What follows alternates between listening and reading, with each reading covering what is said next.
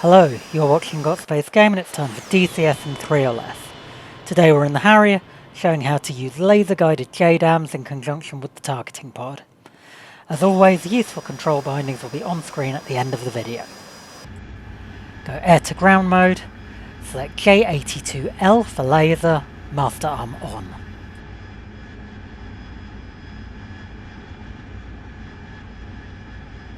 Set your fusing option as either instantaneous or delay 1.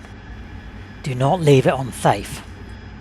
You can also set this on the armament panel.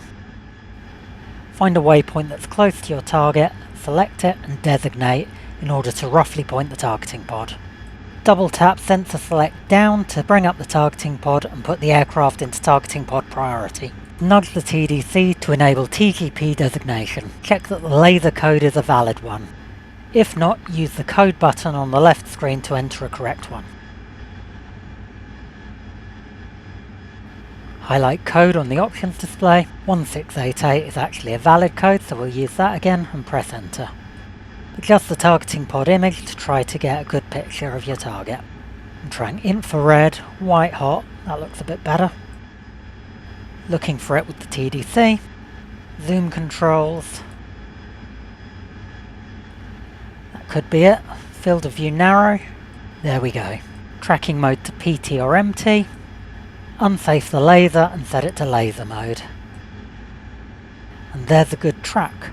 Normally I'd prefer an MT or moving target track, but that's going nicely so it'll do. We'll leave it like that. Autopilot off. Caution. And turn into the target. Silence the warning from the autopilot. Press and hold waypoint increment to transfer the targeting data to the JDAM. Let's look at HUD symbology. Target number 0 is for a targeting pod target. That's the targeting position on the HUD.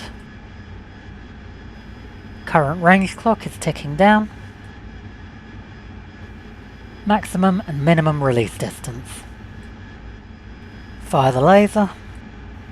Coming into range, number counts up to 100 for ideal release distance.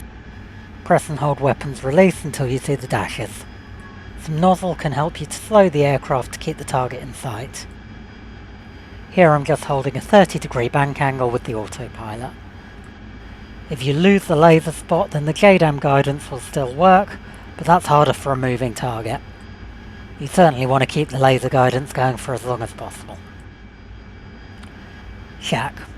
Let's take a quick look at those new blast effects. I've been Dan and you've been watching DCS in 3 or less from Got Space Game. Massive thanks to all my Ko-fi supporters. If you found this video useful, please share it and subscribe to the channel for more 3-minute DCS tutorials covering all of your favourite modules.